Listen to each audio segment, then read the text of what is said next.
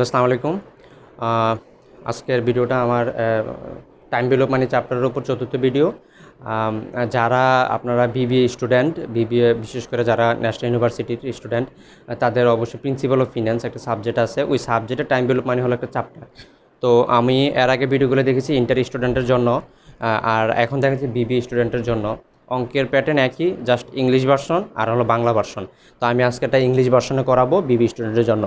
যারা আমার আগের ভিডিওগুলো দেখেন নাই তাদেরকে রিকোয়েস্ট করবো প্রথম ভিডিওটা দেখবেন। প্রথম ভিডিওতে বেসিক দেওয়া আছে, এরপরে আপনারা এই ভিডিওতে আসবেন।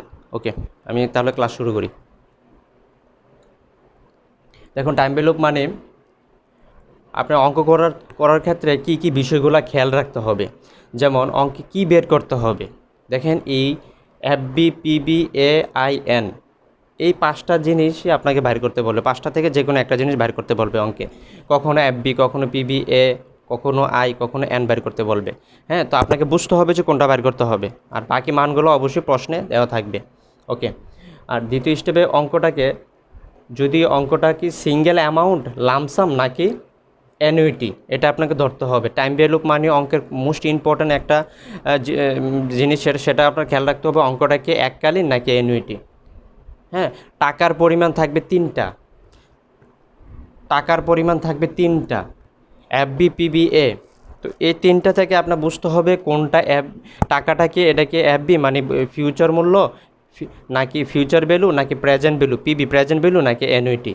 তিনোটাই টাকার অঙ্কে থাকবে। আপনি যদি এই টাকার অঙ্কটা ধরতে পারেন, বাকি অঙ্কটা আপনার অনেক ইজি হয়ে যাবে। ঠিক আছে, আই এবং এন, ইন্টারেস্ট, এন দিয়ে হলো ইয়ার, বছর, এগুলো আপনি স্পষ্ট দেখলেই বুঝতে পারবেন।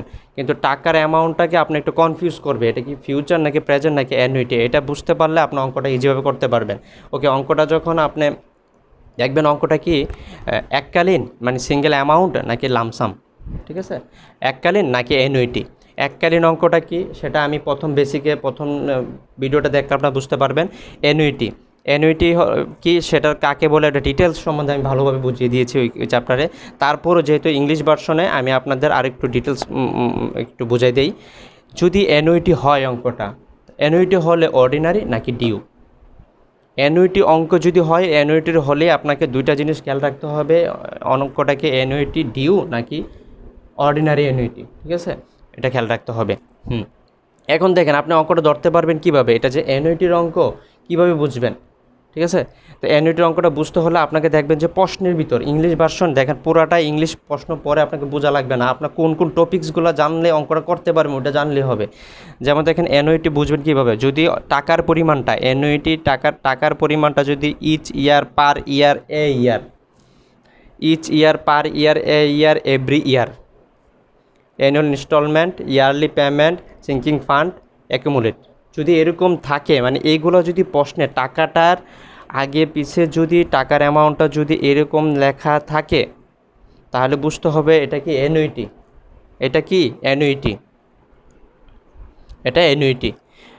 অ্যানুইটির অঙ্ক। ঠিক আছে, এটা অ্যানুইটির অঙ্ক। আর অ্যানুইটি হলে এবার আমি যাব দ্বিতীয় স্টেপে, এটা কি অর্ডিনারি অ্যানুইটি নাকি ডিউ অ্যানুইটি।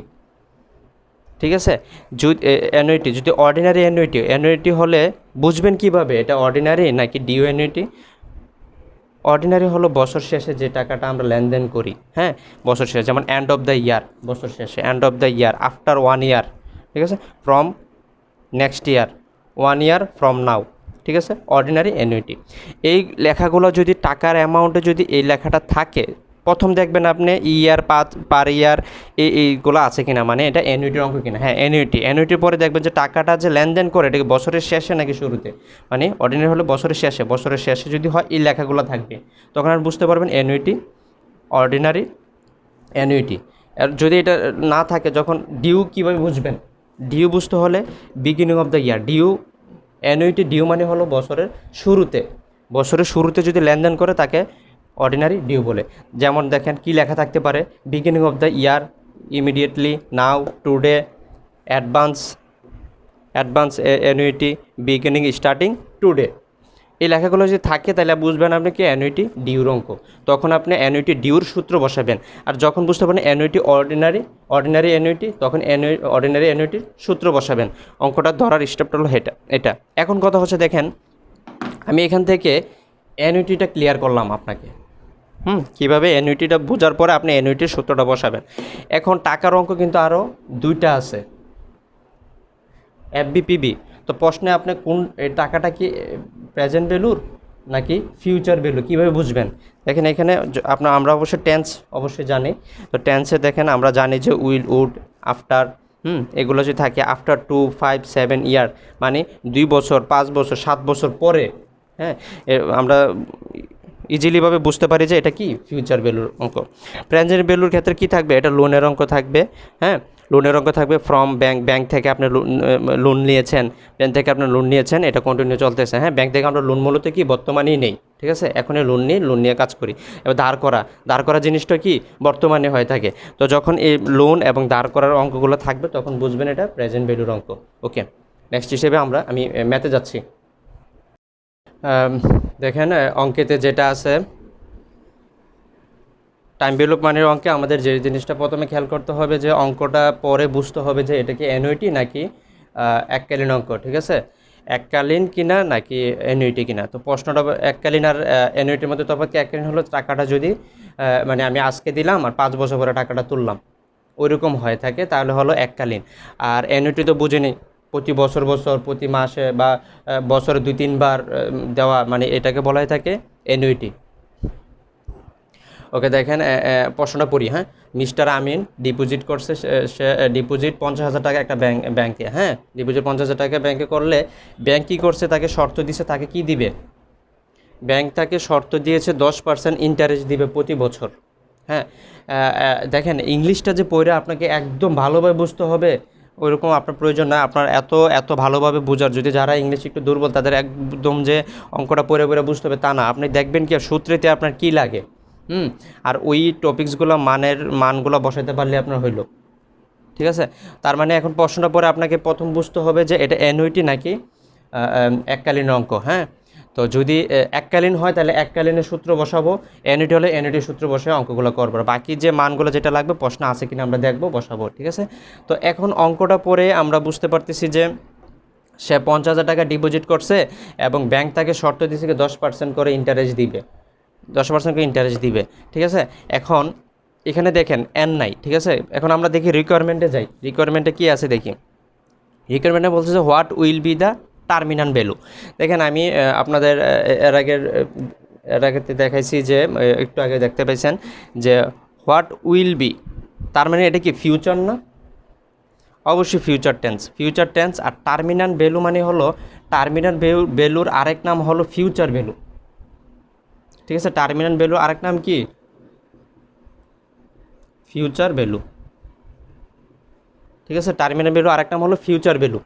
তো আপনার এখানে প্রশ্নে বলেই দিছে যে টার্মিনাল ভ্যালু বাইর করেন, তার মানে এটাকে আপনাকে আরও সহজ করে দিছে। দেখেন টার্মিনাল ভ্যালু লেখাটা যদি নাও লেখা থাকতো, আমরা হোয়াট উইল বি যদি বলতো what will be the after 4 years 6 years, হ্যাঁ, 4 ইয়ার্স 6 ইয়ার্স এবং 8 ইয়ার্স, যদি বলতো যে দ্য টার্মিনাল ভ্যালু লেখাটা অফ, এখানে নাই, হাইড করা, তাহলে what will be after 4 years 6 8 years, তখনই কিন্তু আমরা বুঝতে পারতাম এটা যে ফিউচার ভ্যালুর অঙ্ক। কারণ কি দেখেন ফিউচার টেন্স আছে এবং আফটার 4 ইয়ার 6 ইয়ার 8 ইয়ার। আমরা কিন্তু একটু আগে দেখেন নিয়মে বলে দিয়েছিলাম যে ফিউচার ভ্যালু প্রেজেন্ট ভ্যালু আপনার অঙ্কগুলো বুঝবেন কিভাবে, ঠিক আছে, ওখানে এইভাবেও বোঝা যায়। ওকে, যেহেতু আমরা বুঝতে পারছি যে এটা ফিউচার ভ্যালু, তাহলে ফিউচার ভ্যালু আবার যেহেতু বলছে যে 4 বছর পরে কত টাকা হবে, 6 বছর পরে, 8 বছর পরে কত টাকা হবে, তার মানে এটা এককালীন, ফিউচার ভ্যালুর এককালীন সূত্র। তো ফিউচার ভ্যালু এককালীনের সূত্র কি? এফবি সমান PB 1 plus I to the power N, ঠিক আছে। এফবি সমান PB 1 plus I to the power N. তো এখন দেখেন আপনার কি দরকার, পিবি আই এন, তিনটা জিনিস আছে কিনা দেখেন। তো আপনার এখানে পিবি কত? অবশ্যই 50,000 টাকা। এরপরে কি আছে, আর কি দরকার আপনার? আই দরকার, এন দরকার। আই কত? আই মানে ইন্টারেস্ট 10%। এরপর কি দরকার? এন দরকার। এন কোথায়? এই দেখেন এখানে বলে দিছে। যদি আমি প্রথম পার্টটা করি তাহলে এন সমান কত? 4। যেহেতু আপনাকে 4 ইয়ার্স 6 8 ইয়ার্স বলছে, তাহলে আপনার আলাদা আলাদা করতে হবে। আলাদা আলাদা করতে হবে। 4 ইয়ার্স দ্বারা আপনি একবার এই যে এই মানগুলা, এই মানটা দিয়ে আপনি একবার এফবি বাইর করবেন, তখন এটার নাম দিবেন কি FB1, বা এখানে PB1ও দিতে পারেন। FB1 দিলে এখানে PB1 দিয়ে অঙ্কটা করতে পারেন। এটা দ্বারা আপনি এই 4 ইয়ার্স দ্বারা FB1 করবেন। এরপরে যখন 6 ইয়ার্স দ্বারা আবার করবেন, তখন এটাকে 2 দিয়ে দিলেন, ঠিক আছে। তখন আবার 50,000 টাকা 10% ঠিক থাকবে, তখন n সমান কত হবে? 6 ইয়ার্স, ঠিক আছে। আবার যখন 8 ইয়ার্স দ্বারা করবেন, তখন n সমান হবে কত? 8 ইয়ার্স। আর এখানে হবে কি, ঠিক আছে। এ হলো আপনার যদি দেওয়া থাকে, এরকম দেওয়া থাকবে। দ্বিতীয় স্টেপে দেখেন, এখন অঙ্কটাকে তারা আরেকটু অ্যাড করতে পারে। কীরকম অ্যাড করতে পারে দেখেন, এখানে কি নাই, এর আগের ভিডিওতে, প্রথম ভিডিওতে আমি বারবার বলেছি, প্রথম ভিডিওটা সবাই একটু ভালো করে দেখবেন। এখানে কি নাই, FBPB মানে এই যে টাইম বিলোপ মানে অঙ্ক করতে হলে কয়টা জিনিস লাগে, দেখেন তো কয়টা জিনিস লাগে। FBPBAIN,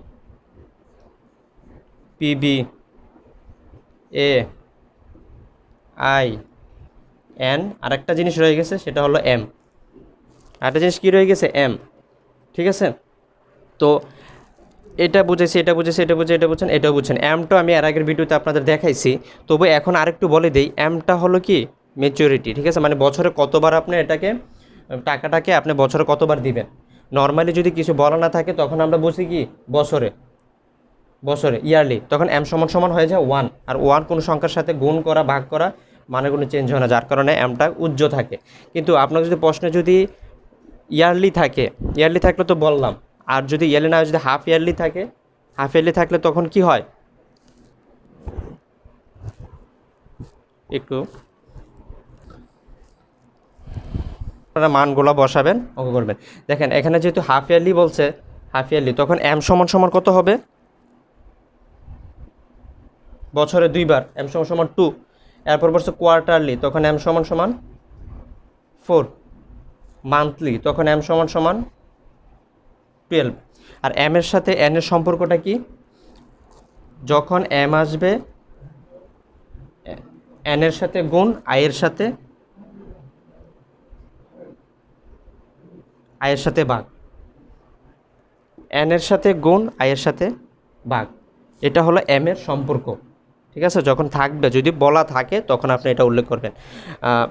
এ হলো প্রেজেন্ট ভ্যালু, ফিউচার ভ্যালু অঙ্ক। এখন যদি দেখেন, এখানে ফিউচারের মানটা যদি দেওয়া থাকতো, আর যদি আপনি প্রেজেন্টটা বাইর করতে বলতো, তখন আপনি কি করতেন? সূত্র কিন্তু একটাই, যেটা বাইর করতে হয় সেটা কি করবে? বাম পাশে আনবেন।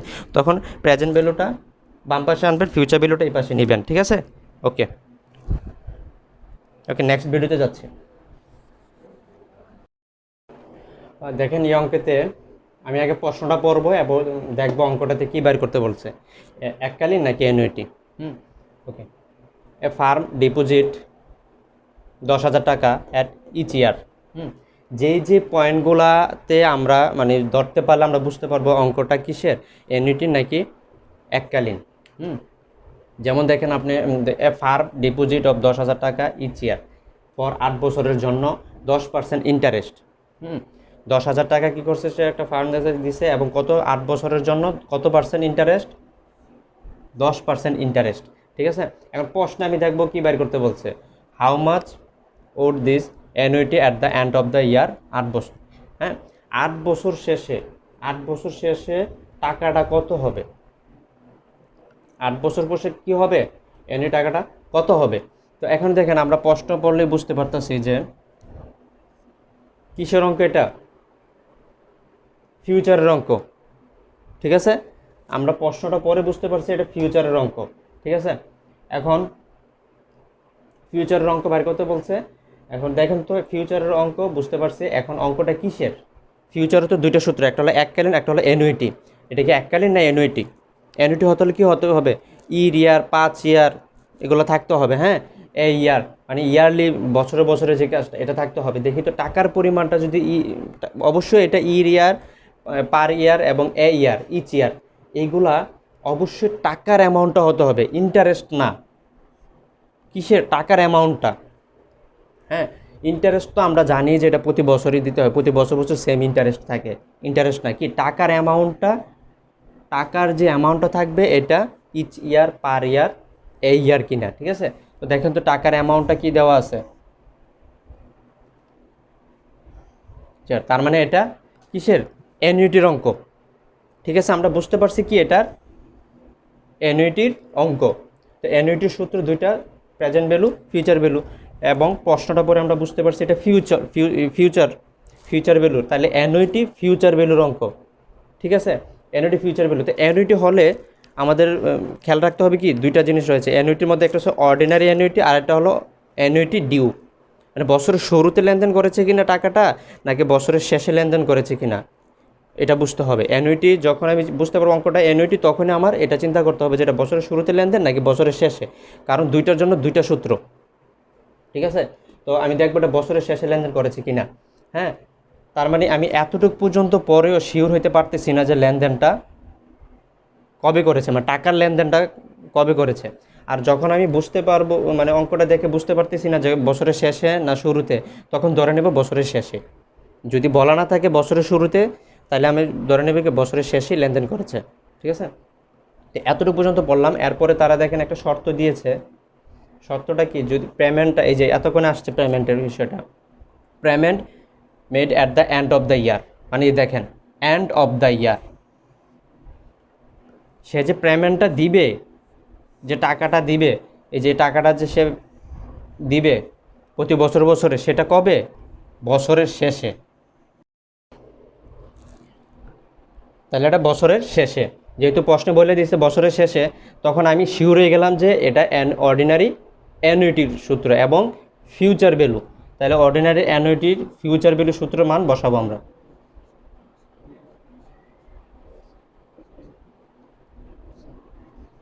a by I 1 plus I to the power n minus 1, এই হলো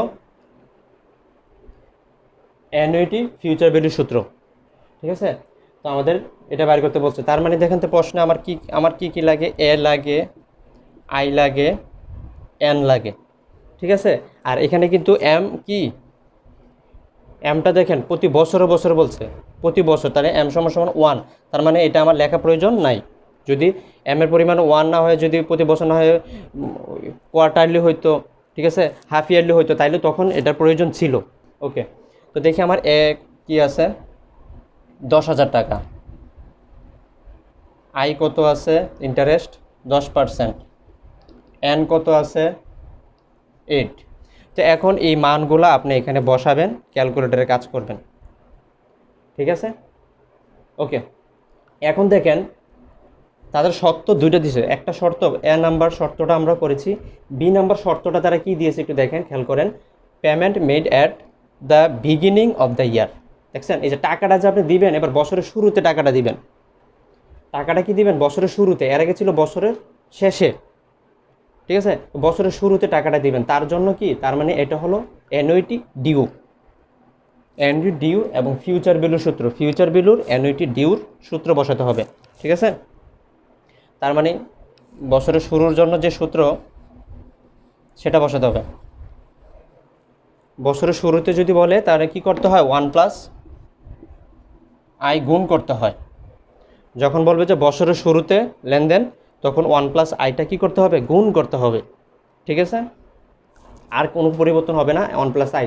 দেখেন 1 প্লাস আই গুণ করছি, আয়ের মানটা কি কোনো নতুন মান না, আয়ের মানটা এটাই, যে মানটা আসবে এটাই, 1 প্লাস আই গুণ করবেন আর মানগুলো বসাবেন, যেটা হবে এটাই। তার মানে আপনাকে খেয়াল রাখতে হবে অঙ্কটা কিসের, এককালীন নাকি অ্যানুইটি। যদি অ্যানুইটি হয়, অ্যানুইটি ডিউ নাকি অর্ডিনারি অ্যানুইটি, বছরের শুরুতে লেনদেন করছে টাকাটা নাকি বছরের শেষে লেনদেন করছে। বছরের শুরুতে করলে এটা হবে, বছরের শেষে করলে 1 প্লাস আইটা বাদ যাবে, ঠিক আছে। আর প্রশ্নে যদি বলাই না থাকে যে বছরের শুরুতে না শেষে, বলাই না থাকে, তখন ধরে নেব কি বছরের শেষে, কারণ আমরা নর্মালি লেনদেন করি বছরের শেষেই, ঠিক আছে। এই হলো অঙ্কের প্যাটার্ন। আর এই যে আর কি চেঞ্জ হতে পারে অঙ্কটাতে, তারা আর সর্বোচ্চ কি চেঞ্জ করে দিতে পারে, 10,000 টাকার টাকা আপনাকে 50,000 টাকা, 1 লাখ টাকা দিতে পারে, টাকার অ্যামাউন্টটা পরিবর্তন করে দিতে পারে, ইন্টারেস্টটা চেঞ্জ করে দিতে পারে, ইয়ারের জায়গায় এনের জায়গায় আপনার চেঞ্জ করে দিতে পারে, বছরও পরিবর্তন করে দিতে পারে। আর সর্বোচ্চ একটা জিনিস অ্যাড করতে পারে, সেটা কি, এম, কি বলতে পারে, এই যে 10% ইন্টারেস্ট হাফ ইয়ারলি বলতে পারে, 10% ইন্টারেস্ট বলে দিতে পারে এখানে হাফ ইয়ারলি। দেখেন 10% ইন্টারেস্ট বলার পরে কিছু নাই, আমরা ইন্টারেস্টটা কিন্তু বছর বছরই দিই, তার মানে ধরে নিচ্ছি আমরা বছরের ইন্টারেস্ট, ঠিক আছে। যদি বলো তো 10% ইন্টারেস্ট, হ্যাঁ 10% ইন্টারেস্ট যদি বলতো হাফ ইয়ারলি, তখন আমরা কি করতাম, এম সমান সমান 2 আসতো, ঠিক আছে, এম সমান সমান 2 আসতো। আবার যদি বলতো 10% ইন্টারেস্ট কোয়ার্টারলি, তখন এম সমান সমান 4 আসতো। আর এই যে এম সমান সমান 2 4, এটা কি হইতো তখন, আই এর সাথে এম ভাগ এন এর সাথে গুণ, আই যেখানে সেখানে এম ভাগ, ঠিক আছে, কি হইতো এটা হয়তো। আশা করি এইভাবেই ঘুরে আসবে, এর বাইরে এই অঙ্ক আর ঘুরে দেওয়ার কিছু নাই। ওকে, এর আগের অঙ্কটা আপনাদের ফিউচার ভ্যালুর একটা অঙ্ক দেখাইছি, আর এখন প্রেজেন্ট ভ্যালুর একটা অঙ্ক দেখাই। দেখেন অঙ্কেতে প্রশ্নটা পড়ি তাহলে বুঝতে পারবো। What is the present value of an annuity. দেখেন প্রেজেন্ট ভ্যালু বলে দিছে, ঠিক আছে। তো প্রেজেন্ট ভ্যালু যদি আমাদের বইলা দেয় প্রশ্নে, তখন আমি দেখবো প্রেজেন্ট ভ্যালু এটা কি অ্যানুইটি নাকি এককালীন, হ্যাঁ। তো অফ অ্যান অ্যানুইটি এটাও বলে দিছে, হ্যাঁ। আপনার হয়তো এত কিছু নাও বলে দিতে পারে, ঠিক আছে, নাও বলে দিতে পারে। তো অফ অ্যান অ্যানুইটি আমরা ধরে নিলাম যে এগুলো আমি প্রশ্ন দেখে আমি বুঝবো না, আমি আমার লজিক দিয়ে বুঝবো, ঠিক আছে। তো of an annuity from the following alternatives, কি অল্টারনেটিভস দুইটা দিছে। একটা হলো কি, দেখেন আমরা বুঝতে পারছি প্রেজেন্ট ভ্যালু অ্যানুইটির অঙ্ক, যার কারণে আমাদের অঙ্কটা আরও সহজ হয়ে গেছে, হ্যাঁ। অল্টারনেটিভ দেখলেও আমরা বুঝতে পারবো এটা যে অ্যানুইটির অঙ্ক। ধরেন আমি এখানে অ্যানুইটি দিলাম না, অ্যানুইটি লেখাটা আমি মুছা ফেললাম, ঠিক আছে। ধরেন আমি যে এখান থেকে, যে আপনি তো এখন বুঝতে পারছেন এটা যে অ্যানুইটির অঙ্ক, আমি এটা মুছে ফেললাম, দিলাম না, এত সহজভাবে আমি এটা আমি আমার লজিক দিয়ে বুঝবো, ঠিক আছে। ধরেন আমি অ্যানুইটি নাই এখানে, তাহলে আমি প্রশ্নটা আমার অল্টারনেটিভ দিচ্ছি, দেখি অল্টারনেটিভ থেকে আমি এটা অ্যানুইটি কিনা বুঝতে পারি কিনা অঙ্কটা, ঠিক আছে। 10,000 টাকা ইচ ইয়ার, ঠিক আছে। প্রত্যেক বছর সে কত করে দিবে, 10,000 টাকা করে দিবে প্রতি বছর অন্তর অন্তর। তার মানে আমি বুঝতে পারতেছি কি এটা অ্যানুইটির অঙ্ক। এই টাকাটা কিসের, অ্যানুইটির, ঠিক আছে, কারণ 10,000 টাকা ইচ ইয়ার, ঠিক আছে। এটা পাইলাম কি আমি অ্যানুইটি ফ্রম 10 বছর, এটা কি এন, ইন্টারেস্ট দিছে, এটা কি আই। এক প্রেজেন্ট ভ্যালু হোক ফিউচার ভ্যালু হোক, অ্যানুইটির অঙ্ক করতে হলে কি কি লাগে, আই লাগে, এন লাগে, এম লাগে, এ লাগে, ঠিক আছে। আর যদি প্রেজেন্ট ভ্যালু সূত্র হয়ে থাকে প্রেজেন্ট ভ্যালু লাগবে, আর ফিউচার ভ্যালু সূত্র হলে ফিউচার ভ্যালু, এই জিনিসগুলো লাগে, ঠিক আছে। তো এখান থেকে যদি আমি পাইছি কি প্রেজেন্ট ভ্যালু, তার মানে প্রেজেন্ট ভ্যালু হলে ফিউচার ভ্যালু বাদ প্রেজেন্ট ভ্যালু, এটা বাইর করতে হবে। এটা সমান সমান হোয়াট, ঠিক আছে। আই দেওয়া আছে কত পার্সেন্ট, 8%, এন দেওয়া আছে কত 10, আর এম সমান সমান দেখবো এটা কি প্রতি বছর বলছে নাকি ইয়ারলি, কোয়ার্টারলি, হাফ ইয়ারলি বলছে। দেখেন যেহেতু এটাতে কোয়ার্টারলি, মান্থলি, হাফ ইয়ারলি কিছু লেখা নাই, তার মানে বোঝে নেব কি এটা প্রতি বছর বছর, ঠিক আছে, ইচ ইয়ার প্রতি বছর, তাহলে এম সমান সমান 1, এটা উজ্জ্ব থাকবে যেহেতু 1, ঠিক আছে। আর এবার হলো এ। তো আমরা এই টাকাটা যেহেতু পাইতেছি কি প্রতি প্রতি বছর বছর দিতেছে, যে টাকাটা প্রতি বছর বছর অন্তর অন্তর দেওয়া হয় সেটাই তো অ্যানুইটি। তার মানে 10,000 টাকাটা হলো আমার এ। তাহলে দেখুন তো আপনি পিবি বাইর করতে হলে যে মানগুলো লাগে সবগুলো পেয়ে গেছে, আমার কোনো কিছু প্রয়োজন আছে, আমার পুরো প্রশ্নটা পড়ে আমার বাংলাটা বোঝার প্রয়োজন আছে, প্রয়োজন নাই। আমার সূত্রে কী লাগে আমি সেই মানগুলো বাইর করতে পারলেই হয়েছে, ঠিক আছে। তাহলে পিবির সূত্র, পিবির কিসের এটা অ্যানুইটি, এবং কি অ্যানুইটি ডিউ নাকি অর্ডিনারি সেটা আমার বুঝতে হবে। দেখেন এই রিকোয়ারমেন্ট এ করতেছি আমরা, তো রিকোয়ারমেন্ট এর ভিতর কিন্তু দেখেন আমার টাকা ইচ ইয়ার বার, কিন্তু টাকাটা কিন্তু বলে না এটাকে বছরের শুরুতে না শেষে, বলে না। এই যে টাকাটা আমি প্রতি বছর বছর দিব, এই টাকাটাকে আমি বছরের শুরুতে দিব না বছরের শেষে দিব, এটা কিন্তু তারা উল্লেখ করে নাই। তাইলে যদি উল্লেখ না করে আমি কি করব, যদি প্রশ্নে উল্লেখ করা না থাকে যে টাকাটা বছর বছর দিতেছে বছরের শেষে না শুরুতে, যদি বলা না থাকে তাহলে আমরা ধরে নেব এটা বছর শেষে। যদি কিছু বলা না থাকে তাহলে ধরে নেব এটা বছর শেষে। তার মানে আমরা যে এই লেনদেনটা করছি এটা কিসের, বছর শেষে, ঠিক আছে। তার মানে আমরা পাইছি কি প্রেজেন্ট ভ্যালু অর্ডিনারি অ্যানুইটি সূত্র, ঠিক আছে। প্রেজেন্ট ভ্যালু অর্ডিনারি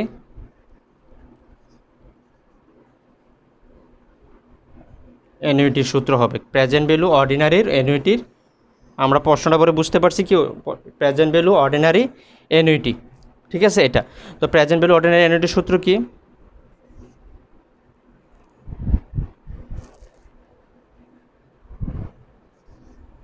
পিবি সমান সমান A by I 1 minus 1 by 1 plus I to the power N. এ হলো আমার সূত্র। পিবি সমান সমান A by I 1 minus 1 by 1 plus I to the power N. এখন যদি এম আসে তাহলে কি হবে? এমটা এটাতে গুণ হবে, আয়ের সাথে কি হবে? ভাগ হবে যদি এম থাকে। তো এখানে এম তো 1, তো 1-এর ক্ষেত্রে কি আমার 1 দ্বারা ভাগ দেওয়া যেই গুণ দেওয়া দিলেও কি মানের কোনো পরিবর্তন হয় না, তার মানে যার কারণে এটা আমি উজ্জ্বল রাখছি, ঠিক আছে। এ হলো প্রেজেন্ট ভ্যালু, মানগুলো দেওয়া আছে, মানগুলো বসাবে, ক্যালকুলেটারে কাজ করলে ইনশাল্লাহ সবাই পারবে, ঠিক আছে। এটা হলো রিকোয়ারমেন্ট এ। ওকে, রিকোয়ারমেন্ট 2 দেখি আমরা কি বলছে, ঠিক আছে। রিকোয়ারমেন্ট 2-এ বলছে যে 10,000 টাকা এতটুকু পর্যন্ত, অল্টারনেটিভ পর্যন্ত কিন্তু দুইটা রিকোয়ারমেন্টের জন্য সেম। প্রেজেন্ট ভ্যালু বাইর করতে বলছে, অল্টারনেটিভ কি দিছে? 10,000 টাকা ইচ প্রত্যেক বছরে দিবে in the beginning for 10 years 8%। তার মানে এখানে কিন্তু বলছে ইন দ্য বিগিনিং, একটু খেয়াল করেন, in the beginning, in the beginning মানে বছরের শুরুতে সে যে টাকাটা দিবে সেটা কি বছরের শুরুতে, এখন উল্লেখ করে দিছে বছরের শুরুতে। তাহলে কি আমার এ সূত্র হবে? এ সূত্র হবে? হবে না। এটা কি প্রেজেন্ট ভ্যালু তখন ডিউর সূত্র, ঠিক আছে। এটা কি ডিউর সূত্র, প্রেজেন্ট ভ্যালু ডিউ অ্যানুইটি সূত্র, ঠিক আছে, অ্যানুইটি ডিউর সূত্র। তো প্রেজেন্ট ভ্যালু অ্যানুইটি ডিউর সূত্র বসাতে হবে। তো প্রেজেন্ট ভ্যালু অ্যানুইটি ডিউর সূত্র কি? যখন বছরের শুরুতে হয় তখন 1 প্লাস আই কী করতে হয়? শুধু গুণ করতে হয়, ঠিক আছে, 1 প্লাস আই গুণ করতে হয়। ওকে, এতটুকু। আর সর্বোচ্চ আপনার ঘোরায় কি দিতে পারে? এখানে 10,000-এর মানগুলো চেঞ্জ করে দিতে পারে, ইয়ারটা চেঞ্জ করে দিতে পারে, পার্সেন্ট চেঞ্জ করে দিতে পারে। সূত্র তো আর চেঞ্জ হবে না, আপনার সূত্রতে কি আর কি কি চাইবে সেটা শুধু বসালেই হবে, ঠিক আছে। ওকে, ভিডিওতে আমি যথেষ্ট অঙ্ক দেখানোর চেষ্টা করেছি, আপনাদের বোঝানোর চেষ্টা করেছি। আমার যে টাইম ডেভেলপ মানে যে চ্যাপ্টারটা ছিল, এই চ্যাপ্টারটা মূলত আমি এই ভিডিওগুলো করেছি এমনভাবে করেছি যেন এসএসসি ইন্টার অনার্সের সকল স্টুডেন্ট যেন উপকৃত হয়। আমি ঠিক ভিডিওটা এমনভাবে বানিয়েছি স্টেপ বাই স্টেপ, যার সবার জন্যই যেন উপকৃত হয়, ভিডিওটা আমি সেইভাবেই স্টেপ বাই স্টেপ বানিয়েছি। তো আজকে ভিডিওটা ছিল ইংলিশ ভার্সনের। অঙ্কগুলো যদি ইংলিশ ভার্সনে আসে তো স্টুডেন্টরা যেন ভালোভাবে করতে পারে, সেই জন্যই ভিডিওটা করা। বিশেষ করে যারা ন্যাশনাল ইউনিভার্সিটিতে বিবিএ করছেন, প্রিন্সিপালস অফ ফিন্যান্স যে সাবজেক্টটা অবশ্যই সবার থাকবে, তো তাদের জন্য টাইম ভ্যালু ম্যানেজমেন্ট এরা উপকৃত হবে। তো নেক্সট যে ভিডিও নিয়ে আমি আসবো, সেম এসএসসি ইন্টার অনার্সের সকল স্টুডেন্টই যেন উপকৃত হয়, সেরকম একটা টপিকস নিয়ে আসবো ইনশাল্লাহ। সবাই ভালো থাকবেন।